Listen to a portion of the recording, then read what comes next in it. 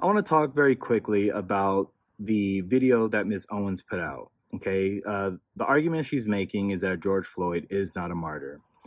She supports her argument by going into his criminal history. First and foremost, George Floyd at the time of his arrest was high on fentanyl and he was high on methamphetamine. This came back in both of his autopsy reports. If you pursue the 911 transcript, you can see the person describing somebody who is out of their mind high, and which is what made the person fearful because he tried to, use a bill that I guess was a fake bill to purchase something, and then he was outside acting weird, and they in their police call said that this person was obviously distorted on drugs. When he is put into handcuffs and is put against the wall, a baggie of what looks to be like cocaine or it's white. It's a white baggie that he drops onto the floor that you can see in an image. If you look up the clip, the media is refusing to circulate it. You can find it on Twitter. If you use DuckDuckGo and look up George Floyd baggie, you can watch the clip yourself with your own eyes. He had drugs on him at the time of his arrest. Now, barring all of that, nobody thinks that he should have died during this arrest. But what I find despicable to be is that everyone is pretending that this man lived a heroic lifestyle when he didn't. And I want to talk about what his lifestyle was leading up to this moment and why I refuse to accept the narrative that this person is a martyr or should be lifted up in the Black community and that we should be buying T-shirts with his name on it. Okay. I want to talk to you very briefly about what a martyr is and what a martyr is not. And I also want to go in some of the substance of Ms. Owens' video. A martyr. A martyr is someone who is killed for their beliefs. Okay. George Floyd is a person. He was somebody, and he was killed by someone that Miss Owens concedes was evil and even calls the devil. But this evil devil had the entire power of the state behind him. He had a monopoly of violence. That's why no one could step in and help George Floyd. Presumably, George Floyd was treated this way because he was black. Black people are stereotyped not necessarily because of the way we look, but because of the way people are taught about the way we look. Okay? Blackness generally has some element of fear behind it, and that is generally based on some stereotype. Michael Brown was painted out to be a monster. Tamir Rice was painted out to be more than just an innocent 12-year-old. Okay? These stereotypes drive the narrative of fear, which drives the narrative of police force and brutality. Put simply, if a person is killed because someone believes or fears that you think, act, or believe a particular way, that, by definition, makes you a martyr.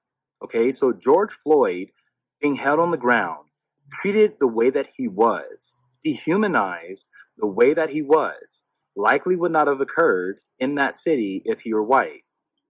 That being said, his blackness likely played a motivating role in the way that he was treated.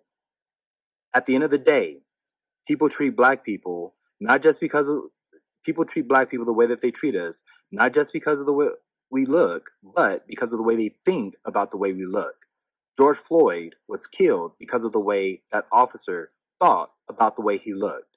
That makes him a martyr. So here we have, first and foremost, let's start from the bottom of his record. And by the way, I am not saying that if you have a record, you don't deserve a second chance. I think people get arrested, and some people can serve time in prison, and I believe in second chances, but I do draw the line when it comes to second, third, fourth, fifth, sixth, seventh, eighth, and ninth chances. So in my opinion, George Floyd was a criminal. He was a criminal. And just because he was a criminal doesn't mean he deserved to die at the knee of a police officer. But it does mean that I am not going to play a part of the broken black culture that always wants to martyr criminals, who wants to pretend they were these upstanding human beings that just wanted to help society, that just wanted to reach out and uplift society. And he has a rap sheet that is long, that is dangerous. He was an example of a violent criminal his entire life. Okay, up until the very last moment. Now, again, I want to be clear. This is not a defense for Derek Chauvin. No one that I have spoken to, no one in the news is defending Derek Chauvin. He is getting what he has coming to him. Okay, great. But why are we pretending that this criminal should be upheld as a citizen, as a martyr in Black America?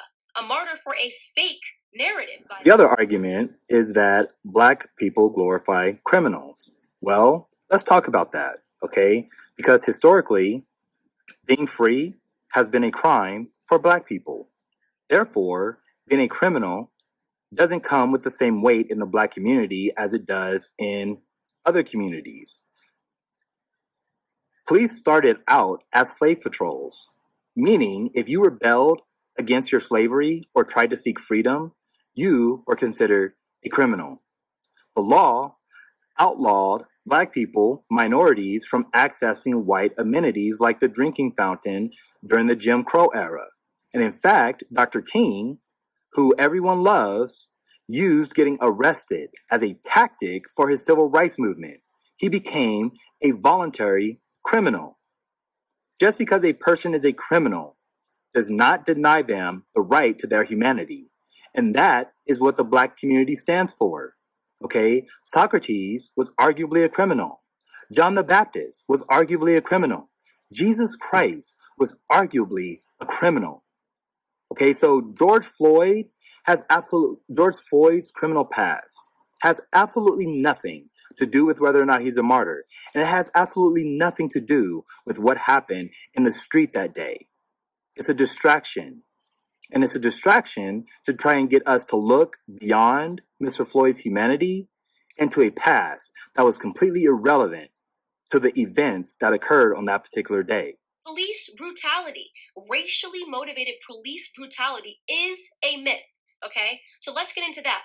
So here are some numbers for you people that are still believing that police brutality is a real, racially motivated police brutality is a real thing. First and foremost, okay, you have a 25% higher chance as a violent white criminal of dying at the hands of a police officer than you do as a Black criminal.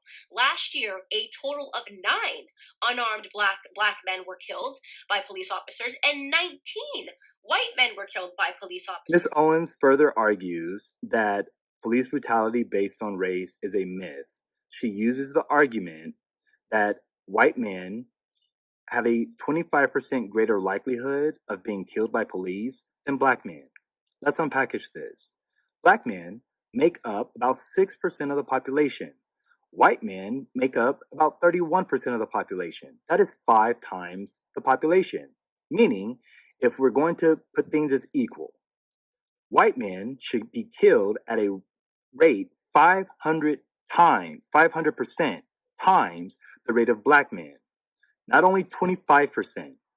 The difference between that 500% and the 25%, the 475% of the cases that we're talking about that don't happen, that is an indication that racial bias exists in police brutality. Those of you that aren't good at mathematics, right, you might be thinking, oh, but Candace, white people represent 60% of the population and Black people represent just 13% of the population. It doesn't matter what percentage of the population you represent. It matters what percentage of the violent criminal community you represent. And unfortunately, Black community commits a disproportionate amount of crimes compared to the white community. Let me tell you, 6% of the population, right, Black men, 6% of the population account for 44% of all murders in this country, according to 2018 statistics. That is what you call a gap. And yet white people who represent 60% of the population, we represent 13, Black men are 6%, only represent 50% of all the murders, right? That makes no sense. That makes no sense. A 6-point variation in a community where we are extreme minorities. We commit 50% of all violent offenses, evenly split, and we're only 13% of the population. Ms. Owens supports this argument by stating Black people commit more crimes. Let's unpackage this. About 50% of crimes are actually reported. Moreover, about 50% of crimes that are observed by police are actually acted upon, meaning if an officer was to see 100 crimes be committed, he would likely only make 50 arrests. That means many of the arrests, many of the police contact have a lot to do with police discretion. If you want to understand the accuracy between the Black community and the white community and who commits more crime, then you would need to know 100% of the crimes that are being committed as well as who is committing them. But we don't have that information. In fact, a majority of crime is either not reported or not acted upon, meaning the crimes that are actually acted upon are disproportionately impacting the Black community. We're going to talk more about this. In order to determine the accuracy of crime statistics, the arrests and the convictions would need to be equal and would need to be fair. However, we know that they are not. Black individuals and white individuals report the same rate of using illicit drugs. However, Black individuals are 6 times more likely to be arrested for a drug conviction. Okay, Black individuals make up about 12% of illegal drug use, yet we make up 29% of drug arrests and make up 31% of individuals who are currently incarcerated for drug crimes. If the system was fair and was not colorblind, then the Black community should have the same proportionate amount of drug arrests as they do in society, considering all groups report about the same amount of drug usage. However, we see Black individuals going to jail about times, 3 times greater than what we're seeing in some other communities. Racial bias in policing absolutely exists. Okay? So we have a lot more encounters with police officers. And don't say the police officers are coming around because we're Black. I'm talking about violent criminals. I'm talking about murder. 44% of murders, okay? Ms. Owens also claims that Black individuals commit more crime, which is not true. But we're going to talk about that. The example she cites are murder convictions, that Black individuals commit more than 44% of murders in society compared to white people who commit about 50%. Let's unpackage this, because I think if we understood a little bit more about how society works and some of the social disparities between the races, then we might be able to find our answer as to why that is the case. Okay. Unfortunately, I'm going to have to dump some statistics on you because I believe facts, and numbers are important. And I think so does Ms. Owens. So let's talk about statistics. Black families, 83% of them are headed by a single head of household. Black individuals have the lowest median income. Okay, we are disproportionately poor. 36% of the Black community, only 36% of the Black community has post-secondary education. More than 25% of the Black community has income that is less than half of what makes you be considered impoverished. Okay, that means that more than 25% of the Black community is living in deep, deep poverty. This is more than 10% than any other group in the white and Latino communities. Okay, moreover, this is probably going to be the most startling statistic. Black individuals and white individuals report about the same when it comes to full-time workers in the household. What that means is we are working just as hard, but we're in more poverty, we are lacking more education, and we are being incarcerated more. When you talk about why are there 83% of Black households that only have one head of household, we're talking about the fact that Black men, only 6% of the total population, makes up about 40% of those currently incarcerated. That means that a great number of us, Black fathers, are currently behind bars, okay? And the impact of that is vast. You want to talk about real statistics? The police officers have way more to be fearful of in the Black community than the other way around, okay? We commit, on average, a police officer is 18 and a half times more likely to be killed by a Black person than the other way around. Ms. Owens also states that the police have much greater reason to fear the Black community than the white community because apparently Black individuals kill more police. This is not true. In a study conducted between 2004 and 2013, it found that 52% of those who had killed police were actually white individuals, compared to 43% of those who had killed police being Black individuals. There's at least a 9-point difference between the amount of police who are killed in the white community or killed by the white community than the amount of police that are killed by the Black community. So if we're talking statistics, which I believe Ms. Owens likes to do, then you have a much greater likelihood of being killed by white individuals than Black individuals. Also considering that Black individuals are disproportionately arrested, disproportionately pulled over, and have disproportionate contact with police, meaning that there's a greater likelihood for violence between that Black individual and police. But white individuals still make up the majority of police killings. There is no reason to make a difference between Black individuals and white individuals when it comes to who is killing police. Okay, so this entire narrative is complete smoke and mirrors. It's all made up. It's just election fodder. It's white versus Black because it's an election year, not because Black Americans are suffering at the hands of police officers more than white Americans. Do some police officers do the wrong thing? Yes. I don't think there's anybody in the world who has not encountered a police officer and thought this person is an absolute jerk who is power tripping, whether you are Black or white. We know they exist. And we know they're always going to exist, by the way, because they're human beings. And sometimes human beings suck. In fact, if you want to attack a community for accidental slayings or brutality, did you know that doctors accidentally kill 250,000 people every year because of mistakes? Do we protest and boycott doctors? Do we assume all doctors are horrible human beings because some doctors are?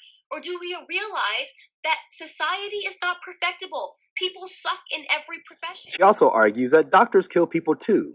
Okay, she's right about that, but I have a few things to say. First, doctors don't carry guns. Secondly, doctors don't act with state authority and a monopoly of power, okay, and violence. Third, doctors do not have qualified immunity that prevents them from lawsuit and prosecution. Finally, doctors have malpractice insurance. This means when there is a bad apple or a bad doctor and they screw up, the family gets to be made whole. Okay? In this particular scenario, when it comes to police, we're not seeing that same thing, even though police are given much more power, much more lethal power, and a greater ability to inflict death on citizens. Comparing doctors to police is apples and oranges. But if we are going to compare police to a profession, why don't we talk about professional standards? Okay? Lawyers and doctors must treat their patients and clients with respect. We're not allowed to cuss them out. We're not allowed to cuss at people because we disagree with what it is that they are saying. Okay? That makes a fundamental difference in the way that the policing is done. When you talk about de-escalation, when you talk about giving mutual respect, it is far greater a burden and requirement in other professions than it is the police profession.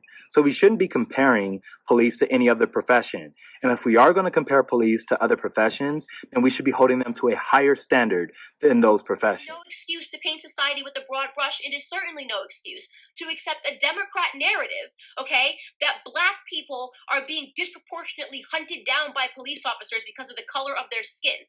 You want to know the best way to avoid not being brutalized by a police officer is to limit the amount of encounters you need to have with them, especially when it comes to violent crimes. Okay, I am not going to stand for this continual bottom-feeding narrative of us martyring people that have had 5, 6, 7 stints in prison and then pretending they were upstanding heroes to our community. It's bullshit, right? This is why we have a cycle and a toxic culture, because nobody wants to tell the truth in Black America. It's so easy to be a victim. It's so easy to ask white people to bow down and apologize and do all these things for us. It's crap. It's crap. It's a lie. It's a farce. Our biggest problem is us, okay? It's why we don't talk about it when Black on Black crime happens. It's why we don't talk about it when 40 Black people are killed in one weekend during Memorial Weekend in Chicago. We don't want to talk about any of that stuff. We don't want to talk about Baltimore. We don't want to talk about New Jersey. We don't want to talk about any of these places where Black people are being slaughtered by other Blacks, because that would mean that we had to be personally accountable, right? That would mean personal responsibility. We don't do personal responsibility in our community. We don't do it. We blame white people. Ms. Owens also likes to talk about Black on Black crime. I like to unpackage this because this is where the myth comes into play. Most violent crimes are committed within a community, meaning Black individuals commit more violent crime against black individuals. White individuals commit more violent crime against white individuals. Latinos commit more violent crime against Latinos. That's the simple fact of the matter. 70% of white individuals who are victims of crime are victims of other white people. Why are we always talking about black on black violence, but never talking about white on white violence? If race doesn't matter, then why do we single out black people when it comes to inter-community violence when we don't single out any other community for the violence that they inflict on themselves and each other? We only point a camera to white people when they do something, even though we do it at a way higher rate to ourselves, right? We celebrate our drug dealers. We're the only community, right, that would ever create hashtags to free people from prison because they committed crimes, like free Meek Mill. As to the Meek Mill's case, that case is a travesty of justice. He was convicted in 2008, sentenced to a year or two, and then ended up on 5 years probation. That probation would have been extended to 2022. If you look into the case, you know that his conviction was overturned. It was overturned because the police were corrupt. The judge who oversaw his probation appeared corrupt. Everything about that case appeared corrupt, and that's exactly why his case was eventually overturned with the support of even the district attorney and state attorney. He lost millions of dollars throughout that entire process because of the corruption of this system. So that case is another example of a miscarriage of justice, and that is also why the Free Meek Mill movement got started. That's where we all are, right? Because we demand more, and we will get more out of this society because we're going to get ahead, right? That's what's going to happen. We're going to get ahead. Black conservatives get ahead because we don't subscribe to this narrative. Because you're not going to catch me outside trying to grab a TV pretending that it's because a martyr named George Floyd got killed. Okay? I want to make a couple more observations and then I'll finish. Ms. Owens, in a video that she posted late May, discusses an incident that occurred in Chipotle. She was basically told that covering her face with cloth was not good enough and that if she wasn't wearing a mask, she would have to leave. She refused and demanded to speak to the manager. Ms. Owens states that, and she actually agrees that this might have been unreasonable, but she states she was willing to go to prison that day. She was willing to die for that cause. The issue here is I've been in a number of groups run by white women who refuse to wear a mask. They never talked about a fear of imprisonment. They never talked about a fear of death. And in fact, they always insisted on calling the police and were shocked when they were threatened with arrest. Okay? So even in the way Ms. Owens tells us about her own experiences, she recognizes that as a black woman, she has a far greater likelihood of being in prison for something like this, of even dying for something like this, a fear that white women do not have. Ms. Owens does not believe that her life has the same value that some of these other white women believe that their life, the value of their life has. And that is an indication in and of itself that race impacts everybody, even the people who claim that racism doesn't exist. The last thing I want to talk about, and Ms. Owens is right about something. Race is not the root of all of our issues. Economics is, okay? Poor white people experience problems just like black people do. I'm telling you this because racism or Black Lives Matter or the recognition of black suffering should not divide us, but should bring us together. We recognize your suffering. We recognize the suffering of white individuals. However, there has been policies and mechanisms put in place to help white poor people. The New Deal, the Homestead Act. These were great government pieces of legislation that helped poor white people. Black individuals were denied this, okay? So in our recognition of your suffering, we're looking for you to recognize the existence of our suffering. And when we begin to recognize the existence of each other's suffering, then I think that's when we can come together and form real solutions that gets rid of everybody's suffering. But the key here is not to deny another group of their suffering, but to recognize it, acknowledge it, and seek to get rid of it. And you can never do that if you continue to deny the presence of that person's suffering. So, my poor white brothers and sisters, we see you. We see your suffering. And we think that you are part of really the same cause. It's manifested itself differently in your community, but the problems are still there. So join us, join the movement. Recognize the fact that Black individuals have had a very hard history in this country, a history that still impacts our ability to perform today. And if you make that recognition, and we recognize the fact that you have also been historically suffering and are still currently suffering, then I think we can work together to form solutions. I love you. I pray for you. God bless you.